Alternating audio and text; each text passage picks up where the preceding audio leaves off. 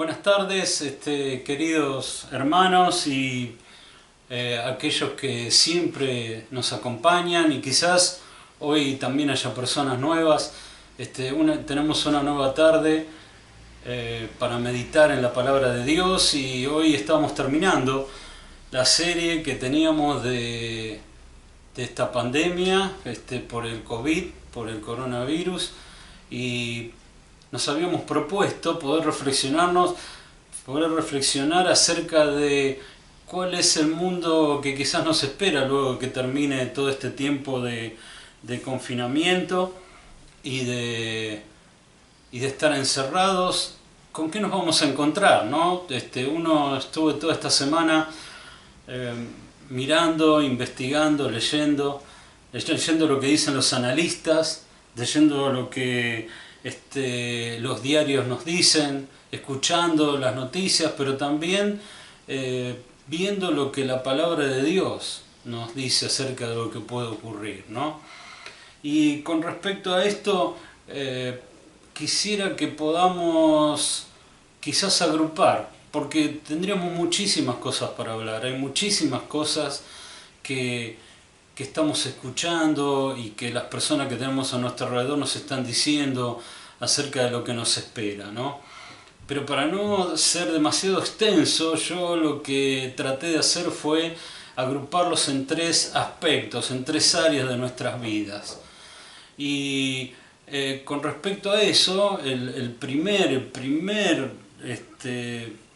digamos,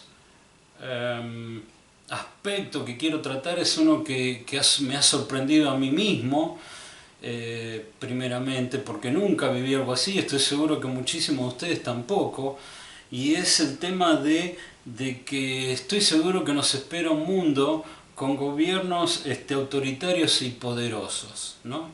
Si ustedes pueden ver las noticias, o si las recuerdan, ven que los gobiernos ordenaron el confinamiento de las personas, y lo han ordenado sin ningún tipo de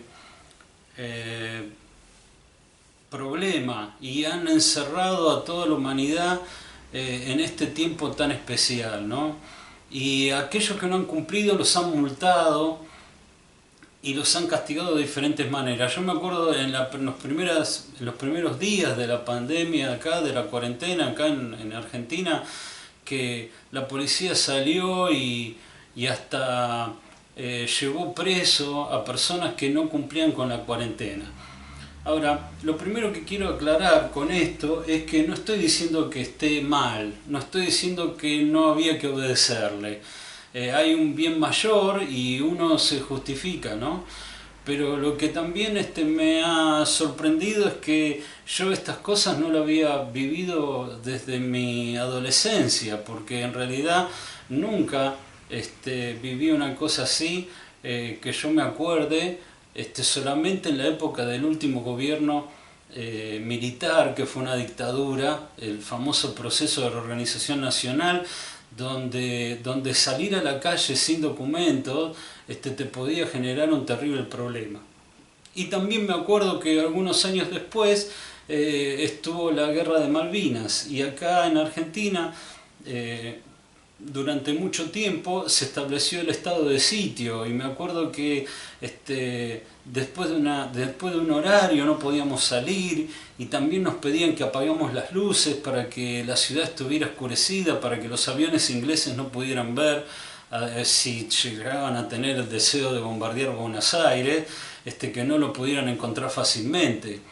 Ahora, yo creo que esto que ha ocurrido ahora y que ha llevado a los gobiernos a tomar estas decisiones también es una prueba de lo que puede llegar a pasar en el futuro, ¿no?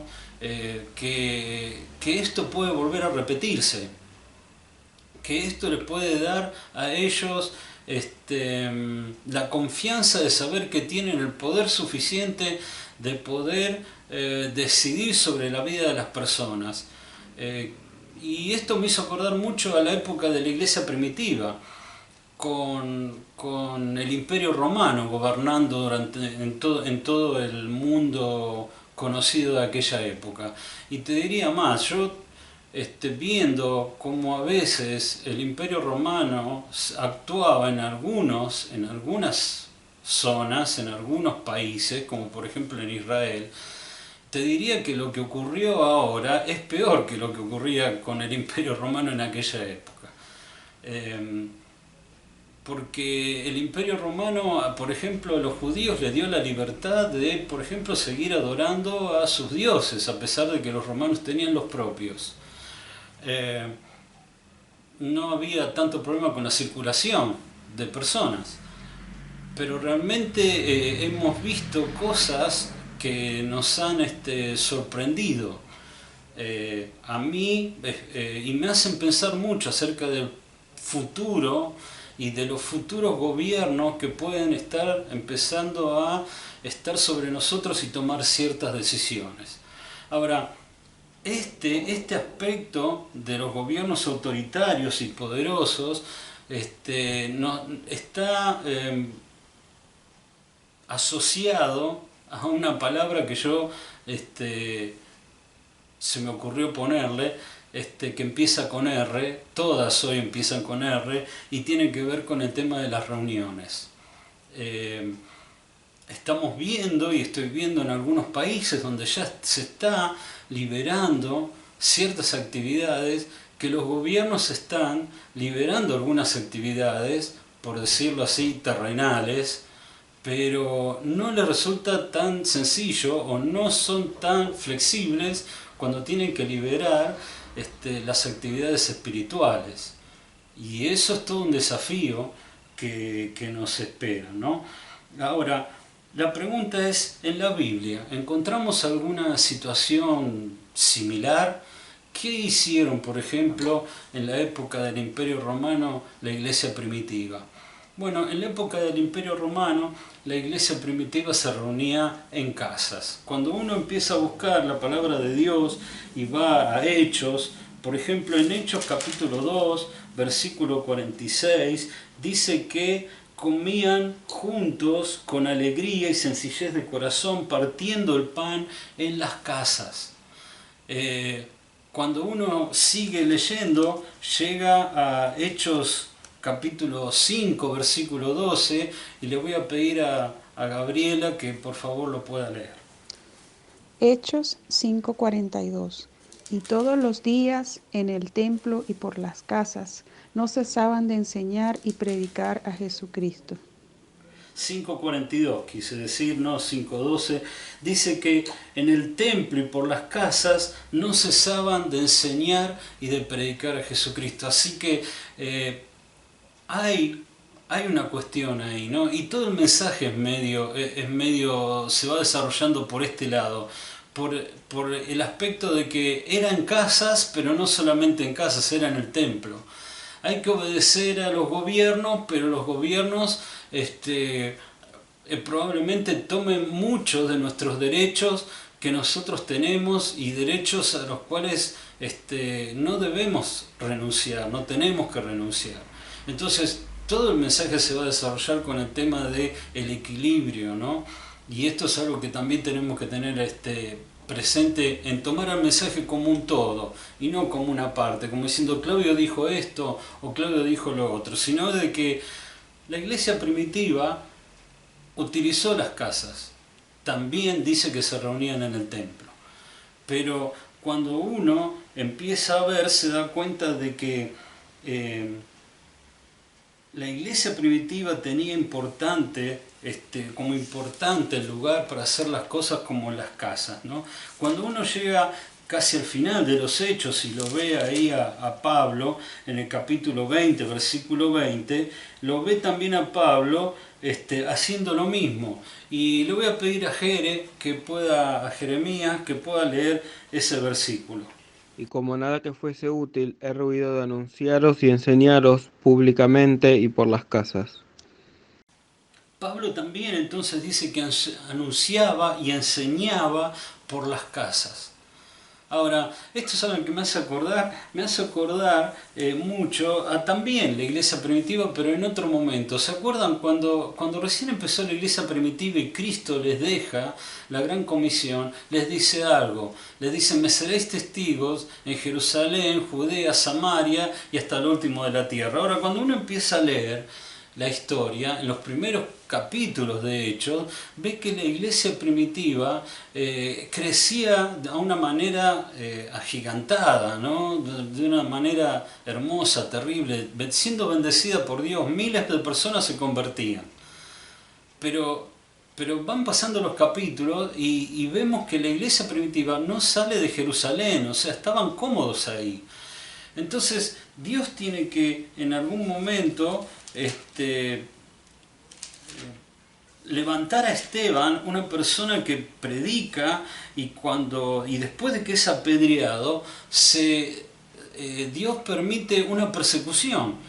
Ahora, la persecución esa tenía un propósito, y dice acá que Saulo estaba en contra de la iglesia que estaba en Jerusalén. Hechos 8:1, y dice: todos fueron esparcidos por las tierras de Judea y de Samaria, salvo los apóstoles. Y cuando llega al versículo 4 dice: pero los que fueron esparcidos iban por todas partes anunciando el Evangelio.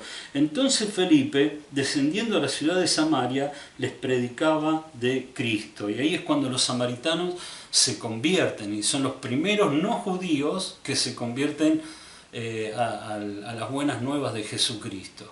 Ahora, Dios tuvo que mover a la iglesia que estaba cómoda en Jerusalén por medio de una persecución. Y yo creo que también lo que ocurre en este tiempo es que Dios ha colocado estos gobiernos que nos han obligado a quedarnos adentro de nuestras casas para que nosotros podamos empezar a vivir nuestra vida cristiana no solamente en el templo, sino también en nuestro hogar, ¿no? Estaba en una reunión hace unas semanas atrás y un misionero dijo una frase que me llamó la atención, ¿no? Y él dijo: Dios nos mandó de vuelta a nuestras casas a decirnos: tenemos que ser cristianos en nuestras casas primero. Y yo creo que ese también es uno de los propósitos por los cuales Dios permitió esto. Saben, muchas veces el pueblo de Dios está acostumbrado a hacer lo que decimos muchas veces el creyente dominguero. Aquella persona que cree que por ir a la iglesia y cantar unos coros y leer la Biblia o escuchar el sermón que tenemos para ellos en ese día, les sirve para poder crecer en su vida cristiana, o les sirve para cumplir con Dios sus obligaciones, ¿no? Yo he tenido algunas experiencias con personas que me decían que, bueno, voy a la iglesia y ofrendo, ya está, cumplí con Dios, ¿qué más querés que haga? Y la verdad es que Dios nunca tuvo en su mente para su pueblo el concepto de que yendo los domingos a la iglesia y dando una parte de tu dinero, con eso eras un buen cristiano. Eso es una simple religión y es una simple rutina, y son cosas que sirven pero que no son primordiales. Entonces, lo que hoy te quiero decir es que tenemos que tener presente que ahora Dios nos está exigiendo que nuestra vida espiritual sea individual, que eso es lo importante, que nuestra vida espiritual se desarrolle como familia, como grupo celular. Yo me acuerdo muchas veces de haber compartido con la iglesia de Palomar el deseo de poder hacer reuniones caseras. Pero Dios no abría las puertas, y ahora no nos ha quedado otra manera de poder reunirnos en la semana, que es reunirnos en pequeños grupos a orar y hacerlo de una manera celular. Y gracias a Dios por eso que lo pudimos hacer, ¿no?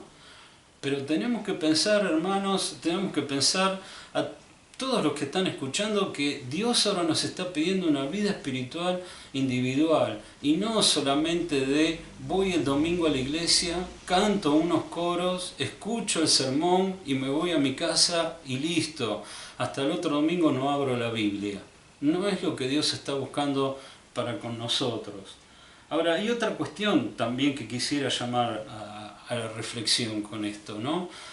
Con el tema de la importancia de las reuniones celulares, que se va a hacer cada vez más difícil a las mega iglesias seguir juntándose. Yo estaba viendo una foto de una de iglesias en Salta, esto fue en junio ya, se tuvieron que reunir en un campo donde había más de 100 autos, ¿no? Y el pastor estuvo ahí, puso el púlpito y se tuvo que conectar con ellos por una radio de onda corta, a las radios de los automóviles que estaban ahí para poder reunirse y escuchar de la palabra de Dios. La verdad es que yo estoy seguro que va a haber protocolos que van a ser bastante estrictos y que nos van a obligar a pensar de qué manera vamos a hacer las reuniones. Va a haber un distanciamiento social y de eso también vamos a hablar en el próximo punto. Vamos a tener que tener ciertas protocolos de higiene para entrar a la reunión, ¿sí? Pero además va a haber un cierto límite de cantidad de personas justamente para cumplir el distanciamiento social. Entonces esas personas que solamente se reunían porque había un montón de gente y eso les animaba, van a tener que empezar a buscar el ánimo en otro lado, buscar el ánimo directamente de Dios, porque esas iglesias se van a encontrar con un problema. Van a tener que no les va a alcanzar el día para hacer la cantidad de cultos que tienen que hacer si tienen que cumplir con esos protocolos.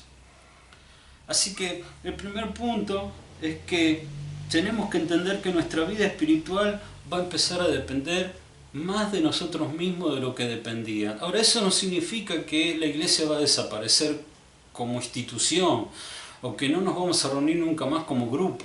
Significa que tenemos que estar preparados, porque así como ocurrió esta vez, nadie nos puede asegurar que no venga otra enfermedad dentro de 6, 8 o 10 meses o un año y medio que nos vuelva a obligar a estar encerrados y que otra vez vamos a tener que depender de nuestra vida espiritual. Yo doy gracias a Dios que en este tiempo hemos alcanzado muchas personas, muchas más de las que antes cuando quizás teníamos libertad. Pero también veo con preocupación el hecho de que tengo que animarles a cada uno de ustedes a prepararse, porque esto que ocurrió ahora puede volver a repetirse. Ahora, eso es con respecto a la parte espiritual, eso es con respecto a las reuniones. Pero yo te dije que había varios aspectos y también te quiero hablar de otro aspecto. Y ese es el aspecto que tiene que ver con el distanciamiento social. Y ahora la R de reuniones se transformó en la R de relaciones. ¿Sabes? Lo que yo estoy viendo también es que nos espera un mundo donde va a ser modificado el aspecto social. Si antes hablábamos del aspecto religioso, ahora vamos a hablar del aspecto social. La sociedad va a actuar de diferente manera. Ya al saludarnos hay personas que te das cuenta, ¿no? Está bien, ahora es obligatorio. Pero ¿qué va a pasar cuando realmente ya no sea obligatorio saludarse con el codo o no darse la mano? O no sea obligatorio o no sea un impedimento el abrazo. Yo creo que en la sociedad hay un montón de gente que va a continuar con temor y va a seguir saludándose de la misma manera. Y se va a seguir cuidando y va a tener mucho temor. Y eso es algo con lo cual también tenemos que luchar. Es algo con lo cual también... ¿Por qué tenemos que luchar con esto? Bueno, mira, te voy a decir una cosa. La vida celular de la iglesia y la vida espiritual individual de la iglesia es importante. Pero como te dije recién, eso no quita de lado la vida congregacional de la iglesia. Yo te voy a leer justo antes de preparar este mensaje, de predicarlo, estaba leyendo este libro que se llama Hábitos de Gracia, ¿no? Y fíjate esta frase, ¿no? Este primer párrafo con el cual el autor introduce este capítulo. Dice, fuimos creados para algo más que las devociones en privado, dice él. Con todo lo agradable que puede ser acurrucarse en algún rincón, en nuestra propia soledad, y leer las escrituras cuando tengamos ganas de leer, y hacer las oraciones que preferimos, escuchar las canciones que nos gusten, memorizar los versículos de nuestra elección, y ayunar de comida cuando nos sea conveniente, con todo lo importante que es seguir un patrón regular de adoración privada en estas disciplinas personales, esto no es lo máximo de nuestra vida cristiana, dice él. Fuimos creados para adorar a Jesús juntos, entre la multitud, dice, con una gran muchedumbre, rodeados por la magnífica congregación de los redimidos. Dios no nos diseñó para que al final disfrutáramos de Él como individuos solitarios, sino como felices miembros de una familia innumerable. Ahora, qué cosa, ¿no? Yo creo que también el mundo sabe esto. Y ellos están queriendo presentarnos un protocolo con distanciamiento social, donde dice que cada uno tiene que estar separado 2 metros uno del otro. En algunos países se ha aplicado el concepto de la burbuja social, o sea, los que vienen juntos pueden estar juntos, pero esa burbuja tiene que estar separada 2 metros de la otra. Y es algo que quizás vamos a tener que aplicar en las primeras veces cuando nos reunamos. Pero podemos pensar en que quizás la iglesia tenga una apariencia similar a como tiene esta foto, donde hay personas que tienen tapabocas y están separadas unas de otras. Dicen algunas noticias que hablan de los eventos supercontagiadores.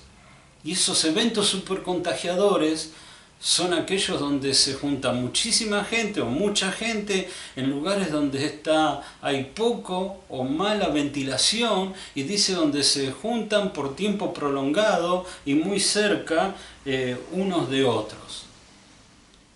¿A ustedes les resulta conocido? Coincide con un montón de las características de lo que tiene una reunión en una iglesia. Así que con el tema de que es un evento súper contagiador, estoy seguro que va a haber un estricto control acerca de cómo tenemos que hacer nuestras reuniones. Ahora, en estos conceptos, cuando uno se enfrenta a estos temas, tiene que buscar también lo que dice la palabra de Dios. ¿Y saben lo que yo encuentro en la palabra de Dios? Que para los cristianos en aquella primera época y también en la nuestra, el saludo era algo importante. Cuando ustedes empiezan a leer la Biblia, llegan por ejemplo a Romanos capítulo 16 y el libro de Romanos tiene todo un capítulo, justamente ese capítulo 16, solamente dedicado a saludar. Ahora, ustedes se imaginan todo un capítulo donde lo único que está haciendo Pablo es diciendo saluda a aquel, saluda a aquel, saluda a aquella casa, saluda a los creyentes de aquella casa, saluda a aquella, saluda a esta otra. Todo Romanos capítulo 16, vemos cuando lo leemos a Pablo saludando a personas, ¿no? Dice ahí que se nombran a 29 personas. En Romanos 16. De las 29 personas, 10 eran mujeres y 19 eran hombres. Y está desde el versículo 1 hasta el versículo 16, o sea, 16 versículos hablando del saludo. O sea, era algo importante. Y cuando termina, dice el versículo 16, saludaos los unos a los otros con ósculo santo. Dice, os saludan todas las iglesias de Cristo. Ahora, la palabra saludar es importante, es interesante también buscarla, a ver qué significaba. ¿Qué era el saludo? Bueno, muy que le pese a nuestros hermanos los estadounidenses o aquellos que miran lo que los estadounidenses hacen y los imitan, la verdad es que la palabra acá en el original saludar significa acercar hacia sí mismo a una persona y encerrarla con los brazos. ¿Y qué es encerrarla con los brazos? Es abrazarla. Así que cuando Pablo está diciendo saludar a Filólogo, saludar a Hermas, saludar a Trifena y a Trifosa, saludá a Rufo, a Priscila y a Aquila. Le está diciendo, dale un abrazo. Ahora, ¿qué vamos a hacer nosotros cuando empecemos las reuniones? ¿Vamos a sucumbir ante bueno, lo que el miedo nos está invadiendo? Y entonces vamos a saludarnos, vamos a seguir saludándonos como nos tenemos que saludar en el trabajo o en la sociedad, o vamos a ver lo que la palabra de Dios dice. La palabra de Dios dice que nos tenemos que saludar y que eso significaba que teníamos que abrazar a la gente. ¿Sabes por qué? Porque es importante. El abrazo es importante. Y hay algo que muchas personas me han dicho, creyentes y no creyentes, me han dicho que extrañan el saludo afectuoso, el abrazo que demuestra el cariño que uno tiene hacia la otra persona, porque cuando uno se abraza con la otra persona se liberan ciertas hormonas que producen felicidad, que producen placer, que producen gozo y que al fin y al cabo terminan fortaleciendo a la persona. Así que no nos dejemos dominar por el miedo y no nos dejemos dominar por esos metas o esos objetivos que quizás tiene el mundo de poder separarnos, distanciarnos socialmente. Me acuerdo de una ilustración de una persona donde hablaba de que había una persona que estaba dejando de venir a la iglesia y entonces el pastor la fue a visitar a la casa y le dijo, bueno, ¿qué era lo que pasaba? Le preguntaba por qué hacía tiempo que no venía a la iglesia y él empezó a dar un montón de razones y excusas y qué sé yo, y le dijo, mira, ¿sabés lo que pasa cuando un hijo de Dios deja de venir a la iglesia? Pasa esto. Y era invierno y tenía esta persona que no estaba yendo a la iglesia, tenía ahí una estufa de leña y había un montón de pedazos de madera que ya estaban calientes, que estaban hechos brasa, y entonces él con el atizador separó una de esas brasas de todas las brasas que estaban prendidas juntas haciendo el fuego. Dice, si yo separo esta brasa, le dijo a la persona que no asistía, ¿qué piensas que va a pasar con esta brasa? Y el hombre le dijo lo lógico, bueno, después de un tiempo va a ir perdiendo calor y en un momento se va a apagar. Y él le dijo, estás en lo cierto. Bueno, eso es lo que pasa cuando un hijo de Dios deja de ir a la iglesia. Se va enfriando, hasta que en un momento se termina apagando. Ahora, con el distanciamiento social, ¿no? Quizás lo que muchos pueden lograr, o lo que se puede llegar a lograr es seguir teniendo reuniones, pero reuniones que te hagan salir de la misma manera que entraste. Porque no tenés ningún contacto con nadie, porque no hay nadie con el cual podés saludar y no lo podés abrazar. Son como aquellas personas que llegan tarde al culto, entonces no saludan a nadie, y cuando termina el culto y está orando una persona para terminar y dar gracias por el culto, ellos ya se pararon y se fueron. O sea, no tienen contacto con nadie. Si eso es lo que vamos a tener en los próximos meses cuando salgamos, vamos a tener que meditar muy profundamente acerca de qué es lo que vamos a hacer cuando nos llegue ese momento. Pero la verdad es que la Biblia dice que el saludo es algo importante entre los hijos de Dios, importante en la reunión, porque estamos hechos para adorar a Jesús juntos. Estamos hechos para, sí, nuestra vida espiritual tiene que ser individual, sí, tiene que haber reuniones celulares, pero sí, también tiene que haber una reunión congregacional donde podamos animarnos unos a otros como una familia espiritual, a poder abrazarnos y animarnos y alegrarnos y sonreírnos unos a otros y decirnos qué feliz que estoy ahora, que te puedo tener cerca y puedo gozar de tu comunión y de tu compañía un domingo más. Ahora, hablamos de un aspecto religioso y también hablamos de un aspecto social, pero también hay un tercer aspecto que quisiera tratar hoy, y es el aspecto económico. Y ahora la R de reuniones se transformó en la R de relaciones y ahora la R de relaciones se transforma en la R de recursos.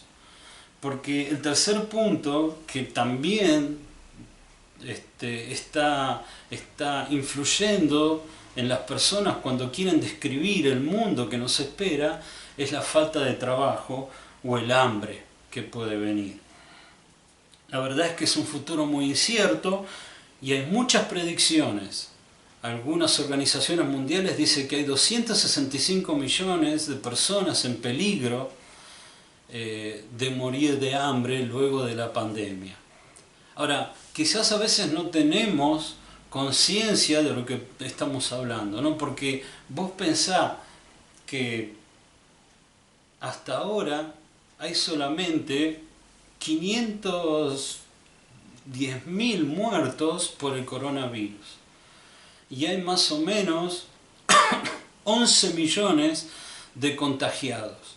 Pero yo te estoy hablando de 265 millones de personas. Ahora vos me decís, bueno, pero eso es todo el mundo. Sí, eso es todo el mundo, pero te voy a dar el dato de América Latina. En América Latina se prevé que va a haber 10 millones de personas distribuidas en 11 países que pueden llegar a morir de hambre o que van a tener graves problemas. Ya antes de la pandemia había cerca de 4 millones de personas con problemas de alimentación. Y esos 4 millones se van a transformar en 11. Ahora, quiero que pienses que acá en Argentina solamente hubo, 2.000 muertos por coronavirus. Y es tremendo tener 2.000 muertos por una enfermedad. Pero imagínate lo que puede ser si yo te digo que en vez de 2.000 murieran 50.000. Entonces, esto es algo que quizás muchas personas están preocupadas y no saben lo que va a pasar.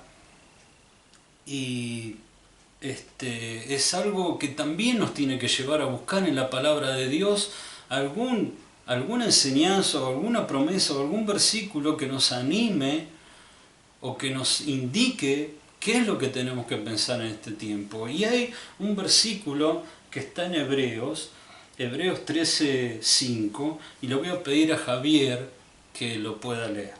Hebreos 13:5 dice así: Sean vuestras costumbres sin avaricia, contentos con lo que tenéis ahora, porque él dijo: No te desampararé ni te dejaré. Gracias, Javier. Ahora, fíjate, ¿no? Qué bendición.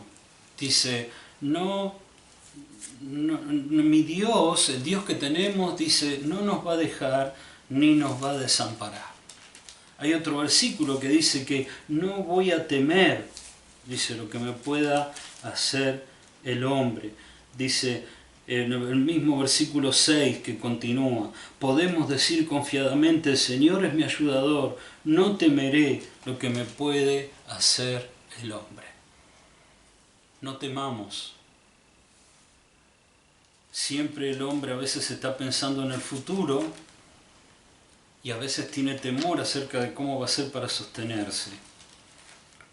Pero lo que yo te quiero decir es que tenemos un Dios que ama a sus hijos y que está pendiente de sus hijos y que sabe lo que sus hijos necesitan y que quiere proveerle para esas necesidades, pero está dependiendo de nuestra fe, de nuestra confianza, de que nosotros esperemos confiadamente en que Él no nos va a desamparar en este tiempo.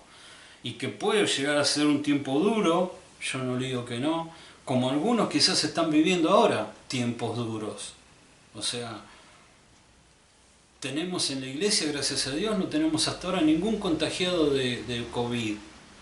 Pero además de eso, sabemos que hay algunas personas que están viviendo más holgadamente, pero hay otras que están viviendo algunos estrecheces económicas, pero a nadie le ha faltado el alimento y a nadie ha tenido que salir a mendigar para poder tener algo que comer, ¿no? Y en eso damos gracias a Dios por su provisión y por su cuidado. Ahora, cuando hablamos de este tema de la provisión, el Señor Jesús habló en el Sermón del Monte, un texto que quizás es muy conocido, pero es muy hermoso. Y creo que es conveniente que hoy podamos volverlo a leer. Un texto quizás es un poco largo, pero que habla de ese consejo que Jesús le dio a aquellos que tenían ansiedad y a aquellos que estaban con temor acerca de cómo iban a hacer para alimentarse en el día de mañana. Y está en Mateo capítulo 6. Y yo le voy a pedir a Ana que lo lea, Mateo capítulo 6, del versículo 5 al 34. Es un texto largo, pero quisiera que presten atención a la lectura de la palabra de Dios. Por tanto os digo, no os afanéis por vuestra vida, qué habéis de comer o qué habéis de beber, ni por vuestro cuerpo, qué habéis de vestir. ¿No es la vida más que el alimento y el cuerpo más que el vestido? Mirad las aves del cielo que no siembran ni ciegan, ni recogen en graneros, y vuestro Padre Celestial las alimenta. ¿No valéis vosotros mucho más que ellas? ¿Y quién de vosotros podrá, por mucho que se afane, añadir a su estatura un codo? Y por el vestido, ¿por qué os afanáis? Considerad los lirios del campo como crecen, no trabajan ni hilan. Pero os digo que ni aun Salomón con toda su gloria se vistió así como uno de ellos. Y si la hierba del campo que hoy es y mañana se echa en el horno, Dios la viste así, ¿no hará mucho más de vosotros, hombre de poca fe? No os afanéis, pues diciendo que comeremos o que beberemos o que vestiremos, porque los gentiles buscan todas estas cosas, pero vuestro Padre Celestial sabe que tenéis necesidad de todas estas cosas. Mas buscad primeramente el reino de Dios y su justicia, y todas las demás cosas os serán añadidas. Así que no os afanéis por el día de mañana, porque el día de mañana traerá su afán, basta cada día su propio mal. Bueno, gracias Ana. Ahora, fíjate, ¿qué encontramos acá en todo este texto? Bueno, encontramos tres cosas. En primer lugar, hay una prohibición. Dios nos prohíbe ciertas cosas, o una cosa por lo menos. Y esa cosa que nos prohíbe es que no nos afanemos, que no nos preocupemos. Dice el versículo 31, no os afanéis pues diciendo qué comeremos, o qué beberemos, o qué vestiremos. Dice el versículo 25, no os afanéis por vuestra vida, qué habéis de comer o qué habéis de beber, ni por vuestro vestido, qué habéis de vestir. Así que primero una prohibición, no te preocupes, no te preocupes por el futuro, por lo que vas a comer, por lo que vas a beber o de cómo te vas a vestir. No te preocupes. Ahora, en segundo lugar, te da algunas razones por las cuales no te tenés que preocupar. Y no te habla de una prohibición, sino te habla de una posición. Y la posición, y lo que te quiso enseñar, lo que quiso enseñar el Señor Jesús acá, es que los hijos de Dios estamos en sus manos y somos muy valiosos para Él, como para que Él nos pueda abandonar, ¿no? Y ahí encontramos, por ejemplo, que dice, ¿no es la vida más que el alimento o el cuerpo más del vestido? En el versículo 26 al final, el Señor Jesús pregunta, ¿no valéis vosotros mucho más que las aves del cielo? Y las aves del cielo no tienen ningún problema en alimentarse, siempre encuentran algo para comer. Ustedes son mucho más valiosos, ustedes son mis hijos, aquellos que son hijos de Dios. Son lo suficientemente valiosos para que yo me pueda ocupar por ustedes. Si me ocupo de los aves del cielo, de los pajaritos, ¿cómo no me voy a ocupar de ustedes que son mis hijos? Ahora, dice ¿no? Que, versículo 32, nuestro Padre Celestial sabe de qué cosas tenemos necesidad. No se preocupen, dice el Señor Jesús. Dios, nuestro Padre, sabe qué cosas necesitan y Él se las va a proveer, porque Él es un Dios bueno. Ahora, quizás nunca hasta ahora te acercaste a Dios siendo su hijo y no sabes ni si sos su hijo. Bueno, la palabra de Dios dice en Juan capítulo 1, versículo 12, que a todos los que le recibieron, a los que creen en su nombre, les dio el derecho de ser hechos hijos de Dios. Así que si uno es hecho hijo de Dios era porque antes no era hijo de Dios. Entonces, ¿qué era antes? Bueno, la palabra de Dios dice que antes éramos criaturas. Todas aquellas personas que no tienen a Cristo, que no creen en Cristo y que le han recibido en su corazón, la palabra de Dios dice que somos criaturas. Pero si vos querés ser su hijo, tenés que recibirle a Cristo en tu corazón. Tenés que creer en su nombre, creer en lo que Él dijo, creer en que Él murió en la cruz por nuestros pecados, el mío y el tuyo, para que pudiéramos tener perdón y ahora sí ser hecho un hijo suyo. Ahora, en tercer lugar, dijimos que había una prohibición, dijimos que había una posición, pero ahora también en este texto encontramos una promesa. En realidad es una promesa doble, porque tiene una parte negativa y una parte positiva. Dice, versículos 33 y 34, buscad primeramente el reino de Dios y su justicia, y todas estas cosas os serán añadidas. Y el 34 dice, así que no os afanéis otra vez, no os afanéis por el día de mañana, porque el día de mañana traerá su afán. Basta a cada día su propio mal. O sea, la promesa negativa es que cada día va a tener su mal. Entonces no te preocupes por lo que va a pasar en septiembre, o lo que va a pasar en agosto, o en octubre, o en noviembre, o en diciembre, o el año que viene. Ya va a tener su mal ese día para que vos te ocupes en ese día del mal de ese día. No lo anticipes. No vivas el futuro si todavía no sabemos cómo vamos a llegar a ese futuro, en primer lugar. Pero la promesa positiva es que si buscamos a Dios en primer lugar con su justicia, todas las cosas nos serán añadidas. ¿Qué son todas las cosas? Todas las cosas son las del versículo 32. Todas las cosas que el Padre sabe que tenemos necesidad. Así que qué bendición, qué buen negocio. Hay que poner a Dios en primer lugar y buscarle a Él y su justicia. Y dice que todas las cosas sobre las cuales tengo necesidad van a ser añadidas porque Él tiene cuidado de sus hijos. Ahora, esa es la experiencia de muchos hijos de Dios. Yo te voy a mostrar la foto de un misionero. Ese misionero se llama David Livingstone.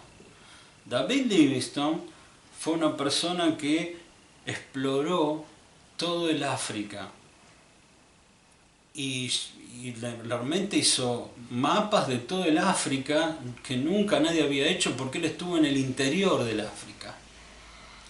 Y estuvo viviendo muchas veces con indígenas a los cuales no conocía ni su lengua, no se podía comunicar. Ahora, cuando termina su vida como misionero, él vuelve a Inglaterra y en una de las conferencias que él estaba dando, le preguntaron, señor Livingstone, ¿qué fue lo que lo sostuvo durante todo este tiempo de misionero entre extranjeros de los cuales no conocía la lengua y que podían llegar a matarle? A veces había tribus que eran caníbales ahí en el África. Y él contestó lo siguiente, contestó con un versículo. Dice, fueron las palabras del Señor Jesús a su iglesia, que les dijo, he aquí, yo estoy con vosotros todos los días hasta el fin del mundo. ¿Sabes? Si vos sos hijo de Dios, o si vos hoy decidís ser hijo de Dios, tenés esta promesa maravillosa, que el Señor Jesús va a estar con nosotros todos los días de tu vida hasta el fin del mundo. Y eso es algo maravilloso porque nuestro Dios es un Dios grande y un Dios que se ocupa de todas nuestras necesidades. Entonces confiemos y esperemos tranquilo el futuro, sabiendo que estamos bajo la poderosa mano de Dios que nos protege cada día. Que Dios les bendiga.